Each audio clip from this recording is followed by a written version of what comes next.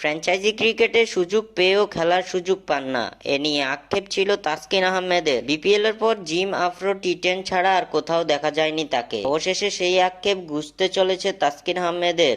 বাংলাদেশের তারকা এই পেসার এবার চড়া মূল্যে দল পেয়েছেন লঙ্কান প্রিমিয়ার লিগে। এলপিএল এর নিলাম থেকে দল পেয়েছেন তাসকিন আহমেদ। তাসকিনকে চড়া মূল্যে দলে ভিড়িয়েছে কলম্বো স্ট্রাইকার্স। এলপিএল এর নিলামে তাসকিনের ভিত্তিমূল্য ধরা হয়েছিল $50 লাখ, যা বাংলাদেশি টাকায় প্রায় 58 লাখ টাকা। ভিত্তিমূল্যেই তাসকিনকে দলে ভিড়িয়েছে কলম্বো স্ট্রাইকার্স। এদিন তৃতীয় বাংলাদেশি হিসেবে নিলামে নাম উঠে তাসকিন আহমেদের। তাসকিনের আগে নিলামে নাম উঠেছিল দুই বাংলাদেশি উইকেটরক্ষক ব্যাটার মুশফিকুর রহিম ও লিটন দাসের। তবে এই দুইজনকে দলে নিতে আগ্রহ দেখায়নি কোনো ফ্র্যাঞ্চাইজি।